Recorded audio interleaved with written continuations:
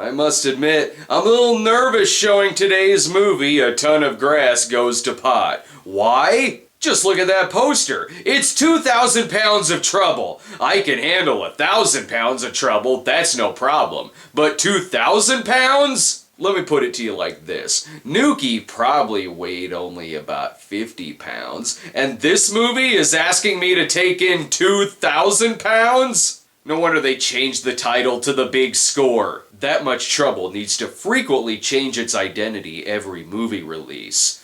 Either that, or the movie just sucks.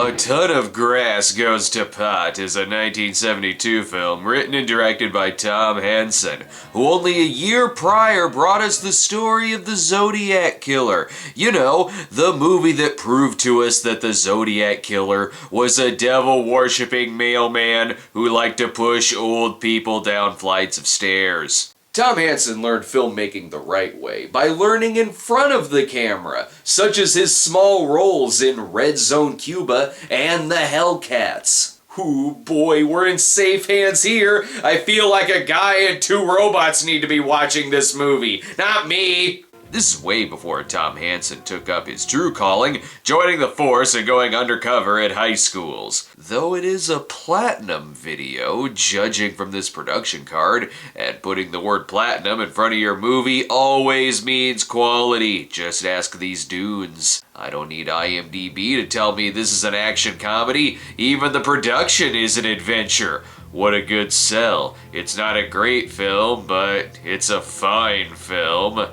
Well, that's a recommendation good enough for a colonel. Hey, boys, that was just fine. A Ton of Grass Goes to Pot is the riveting story of a group of businessmen who try to smuggle, I guess, a ton of pot across the border using a hot air balloon. You'd think that'd be a fun movie to watch. You'd think that. The movie looks to be shot in glorious day for dawn of man vision. In the 70s, if you didn't have the right kind of filming permits, guards would shoot you on sight. That's not true. You could film anything in the 70s. As you can see, I've made an entire series out of it. A ton of grass goes to weeds. You can really see the comedy jumping off the screen. Alive or dead, half these people have shit their pants. Do we really need the Mexican army to take these people down?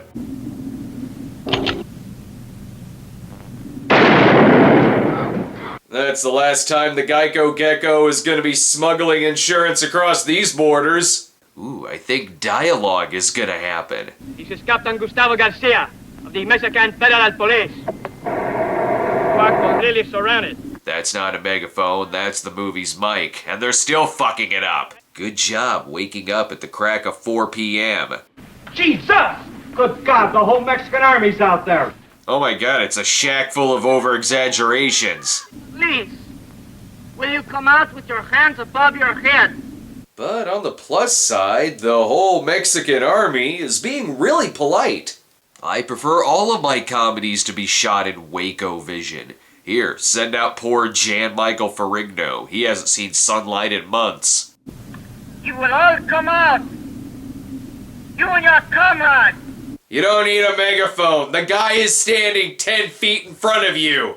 These are pot smugglers worried that they'll be spending the rest of their life in a Mexican jail, which should be better than that shack they're living in. 14 that you see, there's probably more. We could run for it. Most of those beaners never fired a gun. And they're the last Trump supporters the country has left. So far, there's very little adventure, and this movie most certainly isn't fine. This isn't just exciting, it smells like the underarm of Horatio Sands exciting. Oh, the hell with you. What about the chick? Screw her. And now the movie's a sausage fest, albeit a sausage fest with guns.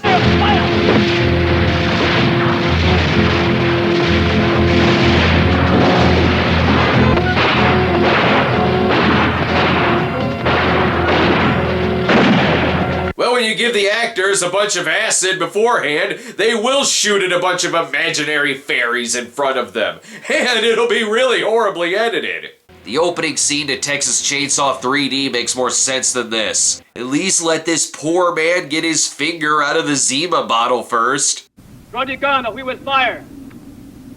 Amigo! Whoa, amigo is their word, so I guess that means they can kill you.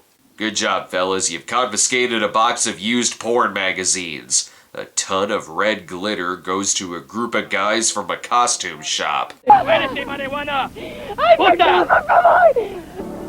Nice cut. We're gonna need a lot more than a ton of pot to make it through this movie. And what happened to this poor girl? She's never seen in the movie again. But the employees at Pierce & Pierce should make things more interesting. I hope it's not like the portable sauna franchise.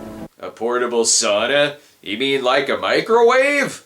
They're talking about different ideas to make money, but it all seems really random. We're going to open a topless, bottomless bar for faggots, right? You know, you're the only one who keeps bringing that up. You even have sketches of the topless and bottomless bar. If you really want to make that, go ahead. None of us are stopping you.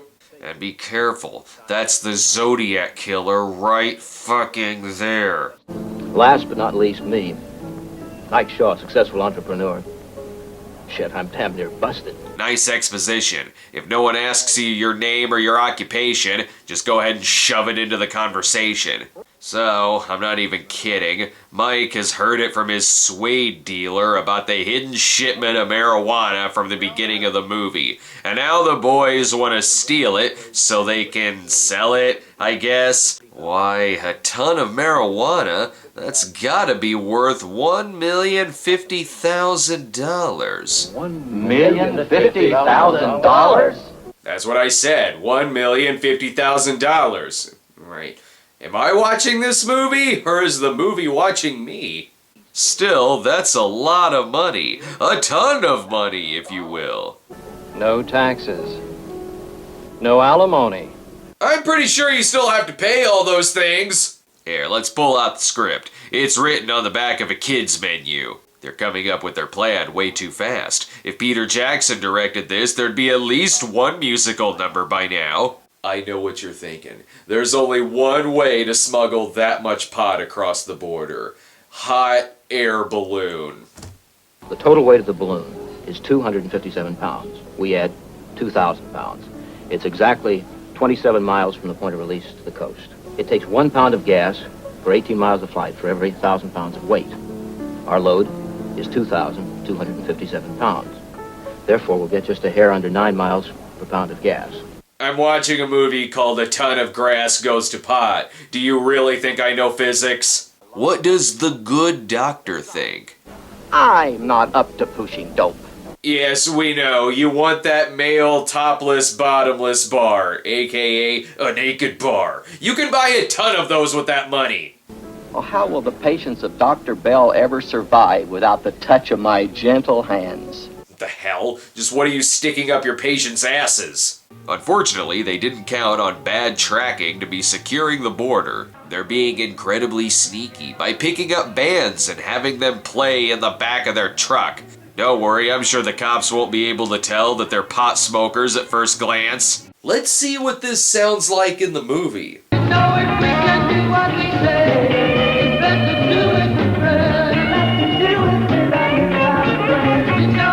Now let's see what it sounds like in real life.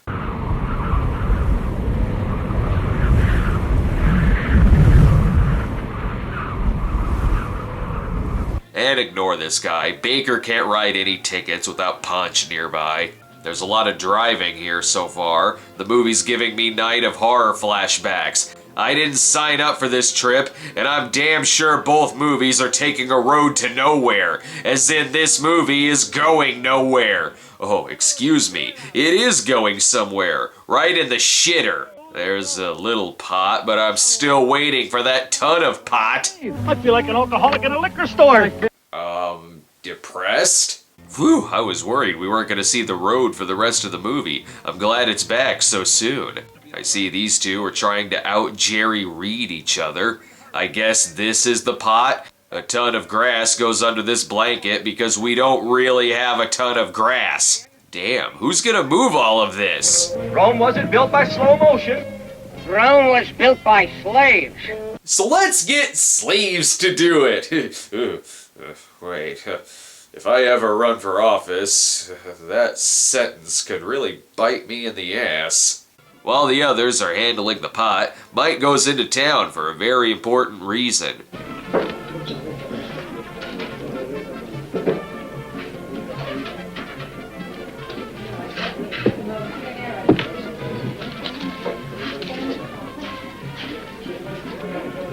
It's okay, I'm sure those reasons will come soon, once they're finished doing nothing. They're stopped by Michael Parks' Kill Bill Volume 2 cameo. He's there to give them a good deal on a Jeep. Oh, shit, man. I want to take a couple of young, pretty senoritas across the... Wow, that's so unlike this movie to speak dialogue that's totally meaningless.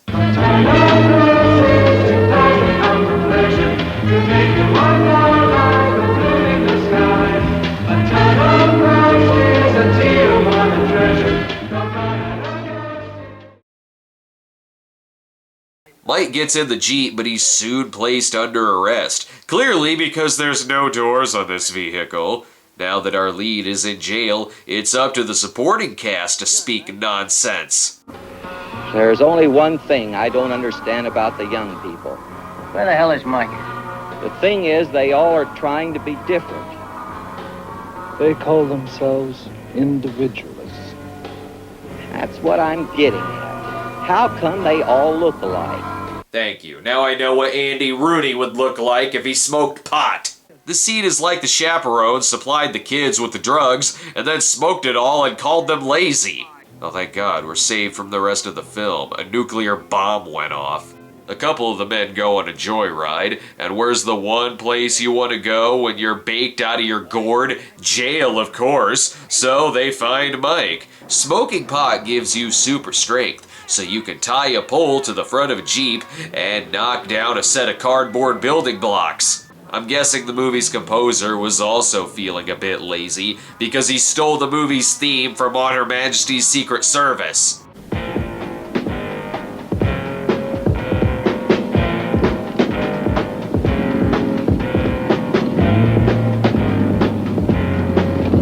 What the fuck? I thought I saw George Lazenby's manager earlier. Uh-oh, they've just been discovered by the Black Six, minus Gene Washington and Mean Joe Green, who are apparently too good for this movie. The bikers were also told about the ton of pot stash. Maybe they'll realize it's not a fucking ton. All right, King Kong. You want to get heavy? Why is this movie asking me to root for racists? It's okay, if you're not racist, you're a fucking stereotype. Ay, caramba!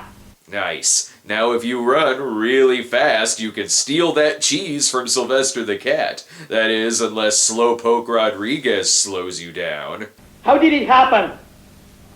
I do not know. I was asleep. God damn it, you're not actually supposed to put Slowpoke Rodriguez in the film. That makes me super angry. And as a white Midwestern guy, I do not like seeing anyone get made fun of. You know what could calm these two down? Pot. I happen to know that they are soon going on a boat ride. But it's going to be a very short one.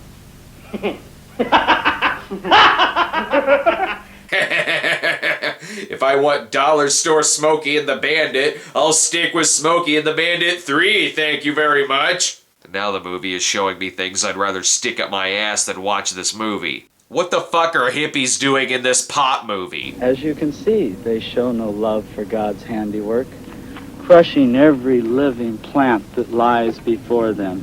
That's right, we need to take revenge on the dealers because they harmed a poor defenseless cactus. But here's where the point of the movie gets a little weird. Dignity? Dignity? What is dignity? It is written, the meek shall inherit the earth. Well, this movie is the opposite of dignity, but listen to this. Those kids could starve down here. There ain't no welfare here. Now, why the hell don't you go home and try standing on your own 2 feet? Like a man to get a job. This movie seriously feels like it was made just to sucker in a bunch of potheads with an alluring title, only to call them lazy and tell them to get a job. That's quite a step down from his previous film, in which he hoped that the real Zodiac Killer would be in attendance. And what the hell is going on here? I'll put this arm out here. You all ready? Ah, there. He just had to work the sound effect out of his back. I gotta hand it to the movie, though. At least it has catering. Sir, this thing, as you call it, is a literal wealth of desires. I carry delicious foods, food of your choice, cold, refreshing drinks and libations, various kinds of a gourmet. Yes, thank you. Now I know what a food truck is. Honestly, the more the movie goes on, the more I think it's had it. Watch out there, boy, watch out there. Down there, there's some... Man, I've had it. Because the movie literally just told me that it's had it, and scenes are dying. This movie is less Easy Rider and more The Last Movie, in that I hope it's the last movie I ever see. Hang on, something important is gonna happen. Who did the paint job on the bus? That was my idea. I told you something would happen. Now I know they know who Jesus is, and when I get my hands on him, they're gonna meet him. Then I'm gonna steal their weed. A ton of grass goes to the audience so they can picture a better movie. I wish the movie was in 4D. At this point, I'd be over my high and totally crashed out, then I could sleep through the rest of it. But then I'd miss the part where Mike is comparing himself to a dictator. You're a goddamn dictator. You know, you just might be right. Did this movie have a stroke? Demons and violence and hunger. Yeah, Mr. Burton. What in the actual fuck? Am I having a stroke? When I said I wanted the audience to picture a better movie, I didn't mean Triumph of the Will. Nun sprechen nicht ein Mann, sondern sprechen dein Deutschland! Deutschland, Obaka! Deutschland über alles! I was under-exaggerating when I implied that they were racist. Turns out they are the racists! And if Mike is supposed to be Hitler, why is there still a picture of Hitler in the background? This is a good opportunity to make one of those hilarious Hitler videos. What would Hitler think about this movie? Das war ein Befehl! There! Short and to the point. I wondered if this movie would go anywhere, but I didn't think it'd lead to World War II. This is the adventure the opening credits were talking about. If you wanted to remake Elsa Fraulein SS, just remake Elsa Fraulein SS. Don't blow the night porter in my face and tell me it's Cheech and Chong. I'm running out of Nazi jokes. For a 75-minute movie, the Third Reich is really slowing shit down. No joke, this is the longest fucking scene in the movie, and that includes them drinking beer. You'd think Goebbels would have put a lot more effort into his sex tape. That's what he gets for executing his fluffer right before ejaculation. Anyway, back to the series of moving pictures that calls itself a movie. Oh great, a gunfight. Can we go back to the more fluid editing in the film? You know, the Nazi stock footage? What do they call that down here? A Mexican standoff? No, I'm pretty sure they just call it a standoff. After realizing they're all terrible shots, they decide to split everything 50-50 with the bikers. Alright, the poster had a balloon on it. They should probably get to that.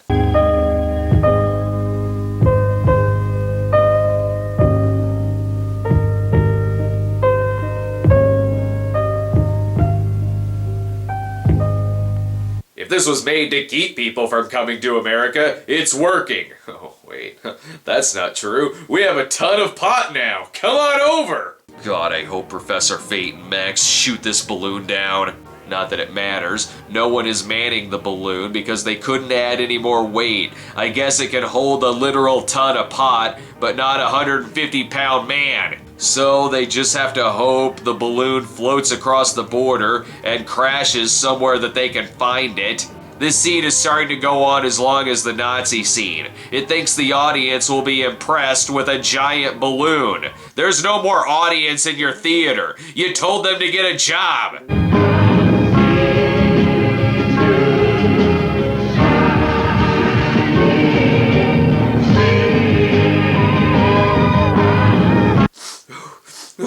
Only in America could you show this shit in a movie theater. This was the Balloon Boy hoax of the 70s. They filmed a bunch of footage of a balloon and told people it was a movie. The balloon is spotted by a plane in the sky, piloted by a man who is obviously on the ground. How could he have spotted it? It blends right into the ground. And what are these fucking song lyrics?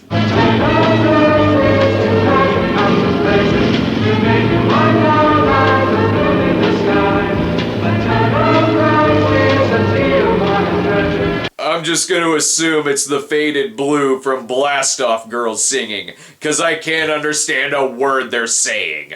Good cinematography means that you simply need to have a lot of clouds in the shot. Look at that storm coming in. The movie is so bad it caused the Second World Flood. The ton of pot crashes and...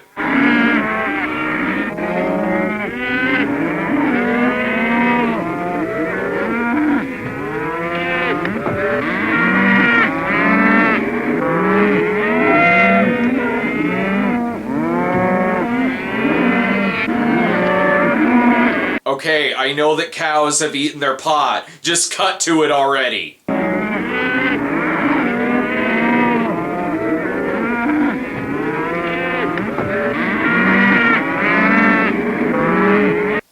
Apparently when cows eat a lot of pot, it really screws with the movie's editing. And I don't like the idea of anything in this movie going in reverse, even if it is just for a second.